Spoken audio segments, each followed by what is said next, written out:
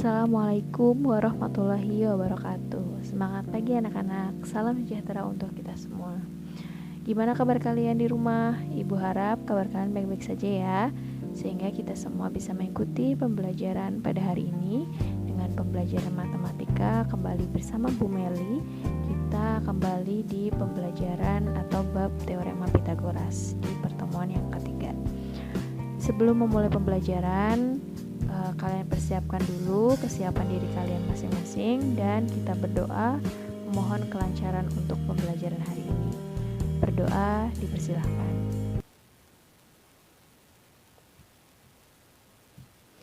Berdoa selesai. Oke. Ibu kembali ingatkan untuk cara atau pencegah dari COVID-19 ya. Kalian harus selalu menerapkan 3M. Yang pertama adalah memakai masker. Kemudian M yang kedua yaitu mencuci tangan kalian dengan sabun dan air mengalir. Dan M yang ketiga yaitu adalah menjaga jarak aman kalian dengan orang lain minimal adalah 2 meter ya, sehingga kalian bisa juga menghindari yang namanya kerumunan. Oke? Baik. Nah, untuk pembelajaran hari ini, kompetensi dasar yang harus kalian capai yaitu kompetensi dasar 3.6, menjelaskan dan membuktikan teorema Pitagoras dan triple Pitagoras. Dan kompetensi dasar keterampilan 4.6 yaitu menyelesaikan masalah yang berkaitan dengan teorema Pitagoras dan triple Pitagoras. Oke, sehingga kalian bisa mencapai tujuan pembelajarannya, yaitu yang pertama untuk menentukan jenis segitiga berdasarkan panjang sisi-sisi yang diketahui, dan untuk menentukan 3 bilangan yang merupakan triple Pitagoras. Oke, siap ya untuk mengikuti pembelajaran hari ini? Oke, yang pertama kalian harus menentukan jenis segitiga berdasarkan panjang sisi yang diketahui dulu. Oke. Nah, seperti yang sudah dijelaskan sebelumnya ya tentang teorema Pitagoras, itu kita dapat membuat pernyataan yang berkebalikan dari teorema Pitagoras tersebut ya. Teorema Pitagoras menyatakan bahwa untuk setiap segitiga ABC, jika sudut C adalah sudut siku-siku, maka C kuadrat itu sama dengan A kuadrat ditambah B kuadrat. Ya kan? Ini adalah teorema dari Pitagoras.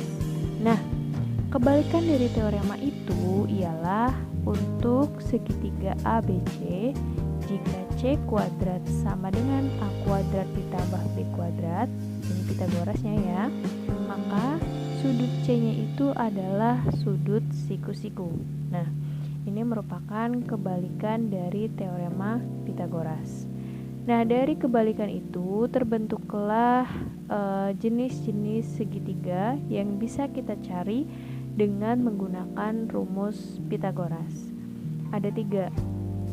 Yang pertama adalah jenis segitiga siku-siku, kemudian segitiga lancip, dan segitiga tumpul. Nah, kalian sudah membahas di pertemuan sebelumnya, di 2 pertemuan sebelumnya, yaitu tentang hipotenusa ya, atau sisi terpanjang atau sisi miring dari suatu segitiga. Nah, kita misalkan di sini ya bahwa C itu adalah sisi terpanjang dari setiap segitiga berikut. Ya, ada segitiga pertama, kedua, dan ketiga. Nah, kalau kalian perhatikan di sini ya, pada segitiga yang pertama di situ gambarnya sudah sangat menjelaskan bahwa segitiga itu adalah segitiga apa? Siku. Karena di antara sisi A dan B, sudutnya itu adalah sudut siku-siku membentuk sudut 90 derajat. Nah, berdasarkan itu ya, berarti C kuadrat itu sama dengan A kuadrat ditambah B kuadrat. Terbentuklah segitiganya adalah siku-siku ya. Kemudian kalau yang kedua, misalkan C kuadrat itu kurang dari jumlah sisi kedua sisinya ya, itu akan membentuk segitiga lancip ya. Jadi ketika hipotenusa atau bidang miringnya ini kita kuadratkan, kok hasilnya kurang dari penjumlahan dua sisinya yang dikuadratkan juga, maka akan membentuk atau menggambar si segitiga lancip. Kemudian yang ketiga yaitu apabila C kuadratnya atau sisi miringnya itu lebih dari penjumlahan kedua sisinya yang dikuadratkan tersebut, akan membentuk si sudut tumpul. Ini yang harus kalian pahami betul-betul ya. Nah, untuk lebih jelasnya kalian perhatikan contoh soal yang Ibu berikan berikut. Manakah di antara kelompok 3 bilangan berikut yang membentuk segitiga siku-siku, segitiga lancip, dan segitiga tumpul?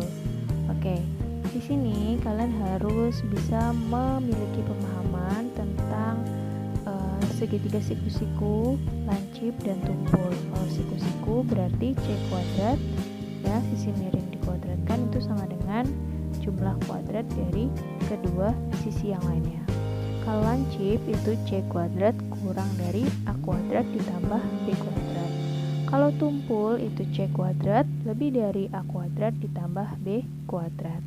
Oke, yang pertama ya, kita akan menyelesaikan soal yang pertama, yaitu kelompok bilangannya 13, 9, dan 11.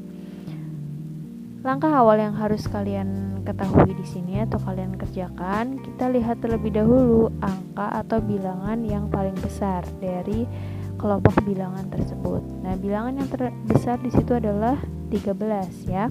Berarti C atau sisi miringnya atau hipotenusanya atau sisi terpanjangnya itu adalah 13. Oke, sampai sini paham ya? Oke. Kemudian sisi yang lainnya 9 dan 11 berarti itu apa? Yaitu adalah A dan B ya. Oke, paham ya? Di sini kita udah dapat C-nya 13, sisi yang paling panjang. Kemudian A-nya 9 dan B-nya 11. Oke, sampai sini paham ya? Nah, langkah selanjutnya kalian harus mencari C kuadratnya ya, atau sisi miring kuadratnya. Ya, C kuadrat itu adalah 13 kuadrat, yaitu adalah 169. Nah, setelah itu kalian mencari penjumlahan dari kedua sisi yang lainnya itu. Penjumlahan ketika sisi yang lainnya itu sudah dikuadratkan ya. Yang A kuadrat itu adalah 9 kuadrat. Kemudian B kuadrat adalah 11 kuadrat. Jadi 9 kuadrat adalah 81 dan 11 kuadrat adalah 121. Jumlah 81 ditambah 121 itu adalah 202. Oke. Kita udah dapat C kuadrat. Kemudian kita juga udah dapat penjumlahan dari A kuadrat ditambah B kuadrat. Nah, sekarang kita bisa lihat di situ ya, C kuadrat itu tidak sama dengan A kuadrat ditambah B kuadrat ya. Berarti si C kuadrat ini atau si segitiga ini ya, bilangan ini itu tidak membentuk segitiga siku-siku ya. Tadi apa? Ingat kalau siku-siku itu berarti C kuadrat sama dengan ya. Tapi ini nilai dari C kuadrat dan A kuadrat ditambah B kuadrat tidak sama ya. Berarti dia bukan siku-siku. Berarti apa dong? Karena bukan siku-siku, kita cari nih. Oh, ternyata si C kuadratnya itu lebih kecil daripada jumlah A kuadrat ditambah B kuadrat. Berarti C kuadrat itu kurang dari A kuadrat dan B kuadrat. Nah, kalian juga harus ingat nih, kalau kurang dari itu tadi berarti segitiganya apa? Nah, segitiganya ternyata adalah si segitiga lancip. Nah, untuk kelompok bilangan yang kedua, ketiga, kalian teruskan sendiri di rumah untuk latihan ya. Begitu, caranya sama seperti mencari yang A tadi. Oke. Contoh soal yang kedua. Suatu segitiga dengan panjang sisinya berturut-turut 17 cm, 25 cm, dan 38 cm. Apakah segitiga yang dimaksud itu adalah segitiga siku-siku? Apa tadi segitiga siku-siku? Itu kalau C kuadrat sama dengan A kuadrat ditambah B kuadrat. Nah, langkah awal yang harus kalian lakukan di sini ya, misalkan panjang sisi yang terpanjang dari segitiga tersebut itu adalah C ya, maka C-nya itu adalah 38 karena yang paling panjang yang paling besar ya. Berarti yang lainnya itu 17 itu adalah A dan B itu adalah 25. Oke, kita udah dapat A, B dan C-nya ya. Sekarang kita buat pangkatnya. C kuadrat ya, berarti 38 kuadrat sama dengan 1444. Oke. Kemudian A kuadrat ditambah B kuadrat itu adalah 17 kuadrat ditambah 25 kuadrat sama dengan 17 kuadrat 289, 25 kuadrat 625. Hasilnya adalah 914. Nah, kita di sini peroleh nih C kuadratnya 1444 dan A kuadrat ditambah B kuadrat 914. Apakah sama? Ternyata tidak sama. Jadi C kuadrat tidak sama dengan A kuadrat ditambah B kuadrat. Ini menandakan bahwa segitiga yang dimaksud itu bukan segitiga siku-siku ya. Karena ternyata si C kuadratnya ini lebih besar daripada jumlah A kuadrat ditambah B kuadrat. Maka segitiga tersebut itu merupakan segitiga tumpul. Oke, sampai sini paham ya? Jadi kalau misalkan soalnya seperti ini ya, soal cerita ya, kalian tetap harus cari dulu sisi terpanjangnya itu apa. Sisi terpanjang itu berarti dia adalah C. Nah, dua sisi yang lain itu adalah A dan B. Paham ya? Oke. Next, yang selanjutnya yaitu adalah menemukan dan memeriksa triple Pythagoras. Oke. Menemukan dan memeriksa triple Pythagoras. Nah, panjang sisi dari segitiga siku-siku seringkali dinyatakan dalam tiga bilangan asli ya. Nah, tiga bilangan asli yang memenuhi persamaan pada teorema Pythagoras itu disebut triple Pythagoras ya.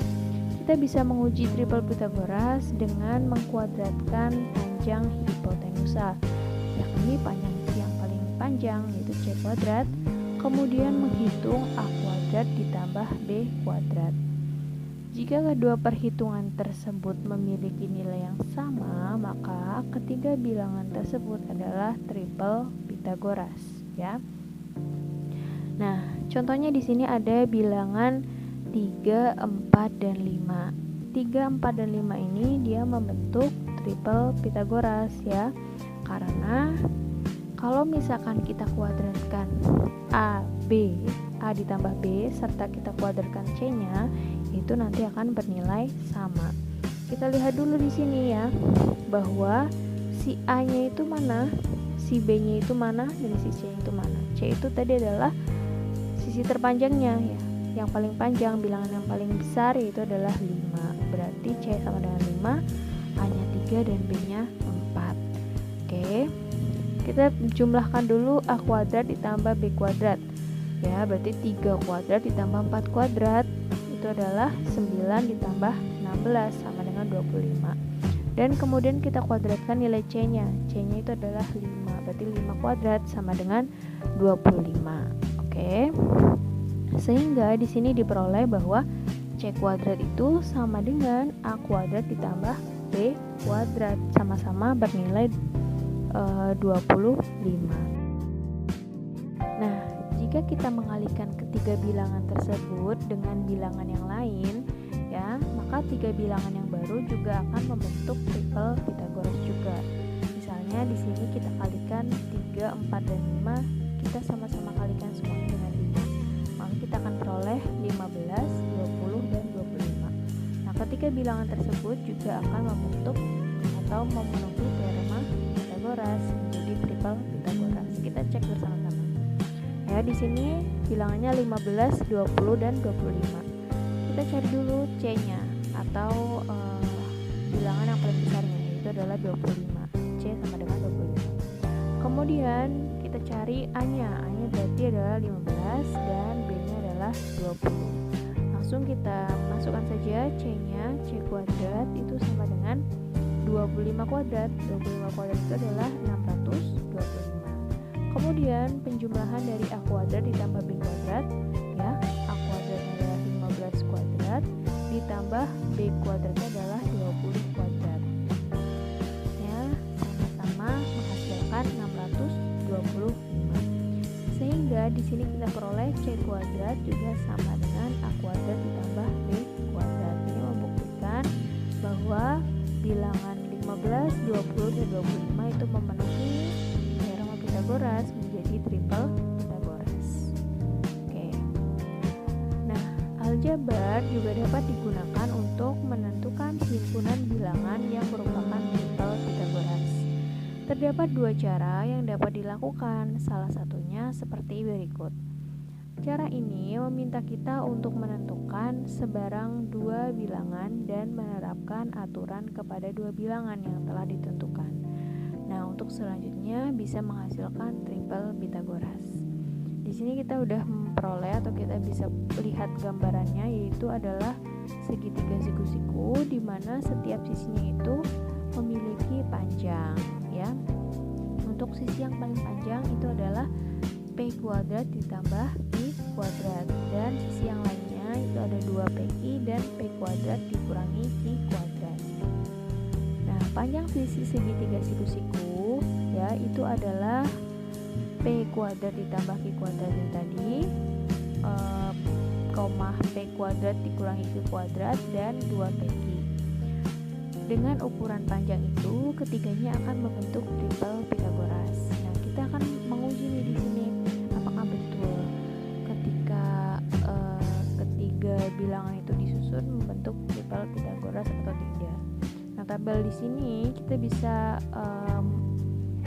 membentuk triple Pythagorasnya, ya. Untuk yang pertama, misalkan kita masukkan nilai P-nya itu adalah 2 dan nilai Q-nya adalah 1. Nah, berarti kita tinggal substitusikan nih di sini, ya, dengan panjang sisi yang tadi, ya, panjang sisi segitiga siku-sikunya yaitu P kuadrat ditambah Q kuadrat, P kuadrat dikurangi Q kuadrat, dan 2P. Jadi kita bisa memperoleh hubungan dan mendapatkan triple Pythagorasnya. Yang pertama, P-nya 2 dan Q-nya adalah 1. Jadi kita substitusikan P kuadrat ditambah Q kuadrat. P-nya 2 kuadrat ditambah Q-nya 1 kuadrat, ya, berarti 2 kuadrat adalah 4, 1 kuadrat adalah 1. 4 ditambah 1 sama dengan 5. Paham, ya? Oke, selanjutnya untuk formula P kuadrat dikurangi Q kuadrat, ya, berarti kita masukkan P-nya 2 kuadrat dikurangi Q-nya 1 kuadrat. 2 kuadrat sama dengan 4 dikurangi 1 kuadrat sama dengan 1, berarti 4 dikurangi 1 sama dengan 3. Paham, ya? Nah, kemudian untuk yang selanjutnya itu 2PQ. Nah, ini operasinya adalah dikali, ya. Berarti 2 dikali P-nya adalah 2 dan Q-nya juga adalah 1. Berarti 2 dikali 2 dikali 1. 2 dikali 2 4, 4 kali 1 sama dengan 9. Nah, di sini kita bisa peroleh nih hubungannya, ya. Hubungannya kita bisa memperoleh bahwa 5 kuadrat, ya, itu sama dengan 3 kuadrat ditambah 4 kuadrat. Nah, si 5 kuadrat ini kita kan tahu, ya, bahwa ini merupakan hasil dari P kuadrat ditambah Q kuadrat, sedangkan P kuadrat ditambah Q kuadrat itu sendiri adalah sisi terpanjang dari segitiga siku-siku yang membentuk triple Pythagoras. Jadi kita peroleh triple Pythagorasnya adalah 5, 3, dan 4. Ya, 5-nya itu tadi C, 3-nya itu A, dan 4-nya adalah B. Sampai sini paham, ya? Oke, lanjut ke yang kedua. Nilai P-nya itu adalah 3 dan nilai Q-nya adalah 1. Kita substitusikan ke P kuadrat ditambah Q kuadratnya, ya. P-nya 3 berarti 3 kuadrat ditambah Q-nya 1 berarti 1 kuadrat. 3 kuadrat sama dengan 9 ditambah 1 kuadrat sama dengan 1. 9 ditambah 1 sama dengan 10. Paham, ya? Kemudian kita substitusikan ke P kuadrat dikurangi Q kuadrat. Berarti 3 kuadrat dikurangi Q-nya 1 kuadrat. 3 kuadrat sama dengan 9, 1 kuadrat sama dengan 1. 3 dikurangi 1 sama dengan 9 dikurangi 1 sama dengan 8.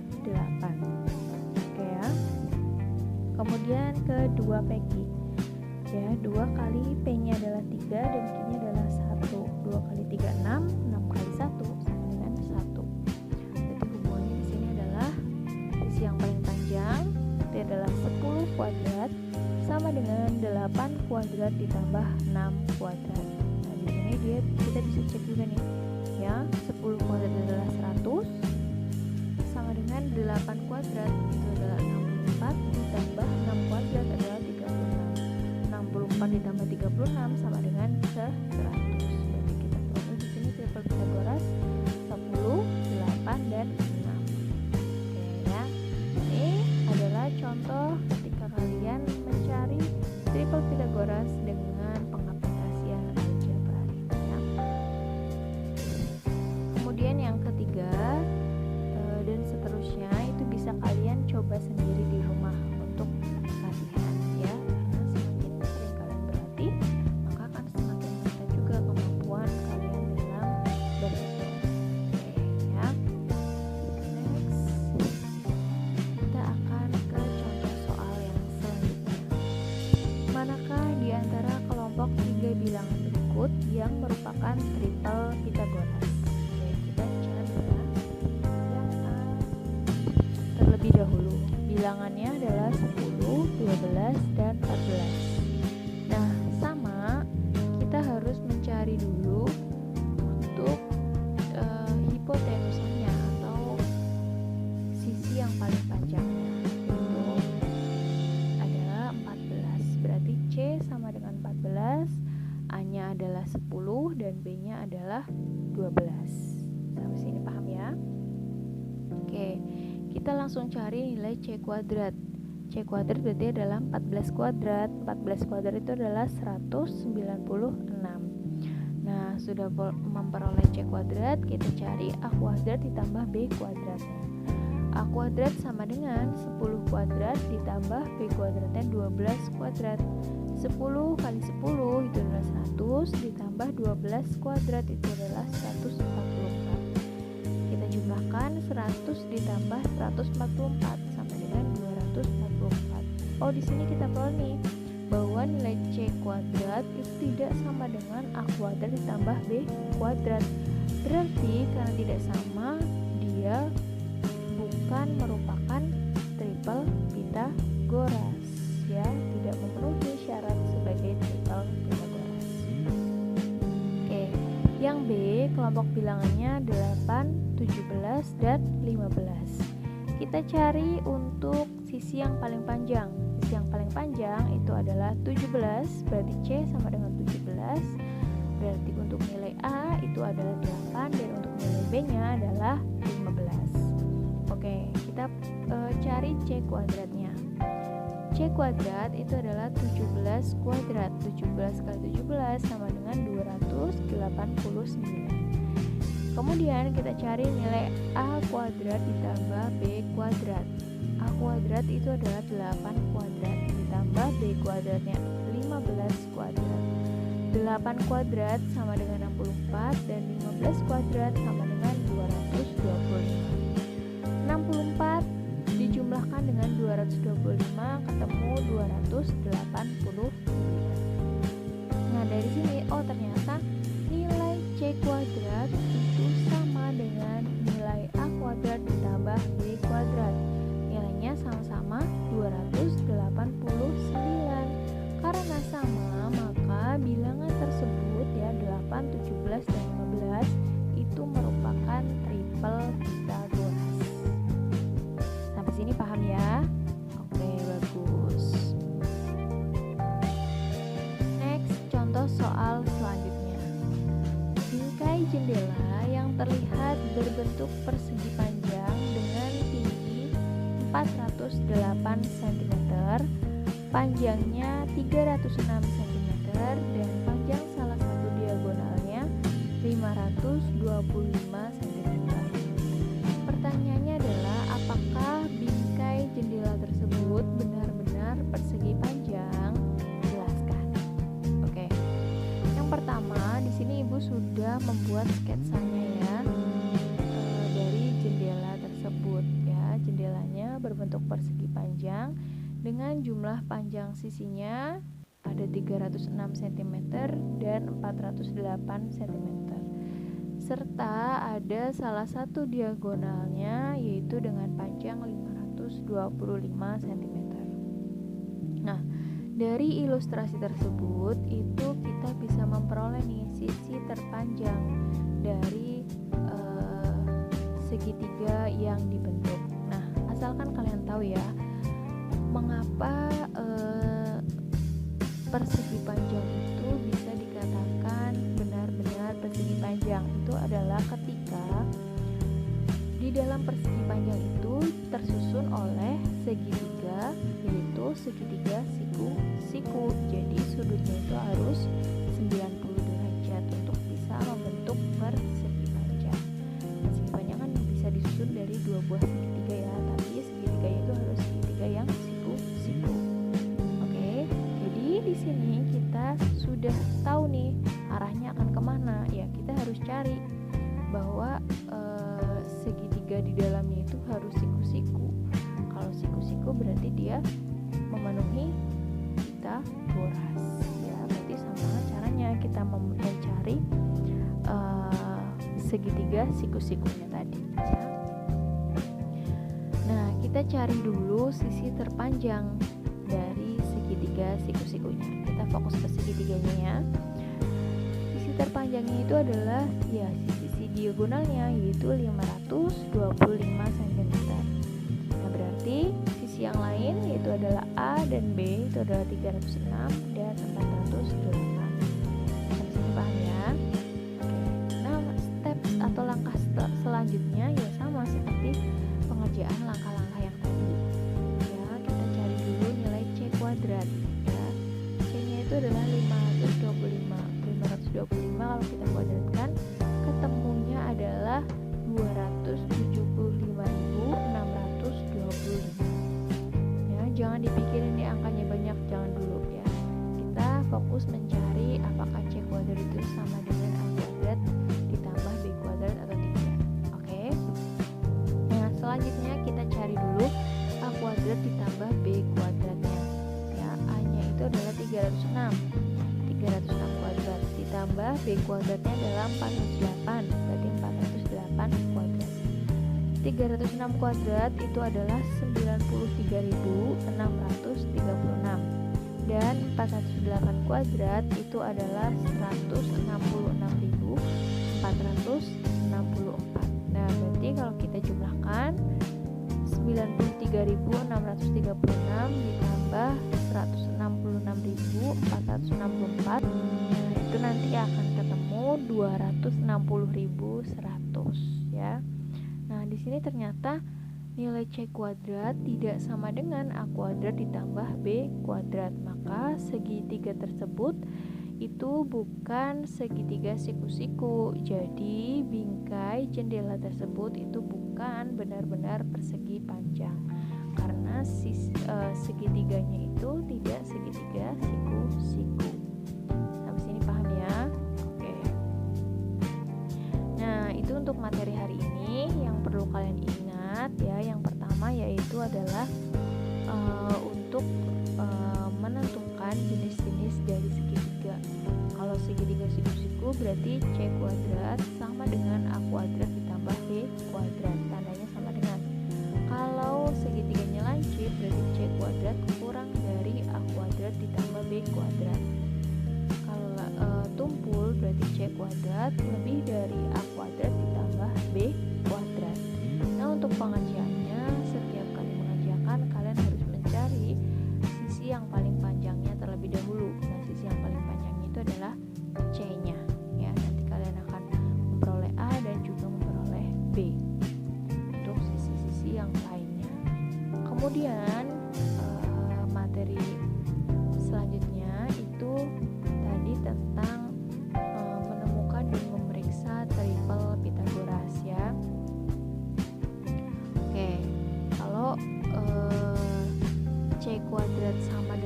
kuadrat ditambah B kuadrat, berarti bilangan-bilangan itu merupakan triple Pythagoras. Tapi kalau tidak sama dengan A kuadrat ditambah B kuadrat, berarti bukan triple Pythagoras. Oke ya. Selanjutnya ada tugas untuk kalian bisa kerjakan di rumah. Yang pertama, manakah di antara kelompok 3 bilangan berikut yang merupakan segitiga siku-siku, segitiga lancip, dan segitiga tumpul. Ini caranya nanti bisa kalian kerjakan di rumah ya. Untuk caranya sama seperti yang tadi. Kalau siku-siku berarti sama dengan tandanya. Kalau lancip berarti tandanya adalah kurang dari, dan kalau tumpul itu adalah tandanya lebih dari. Oke.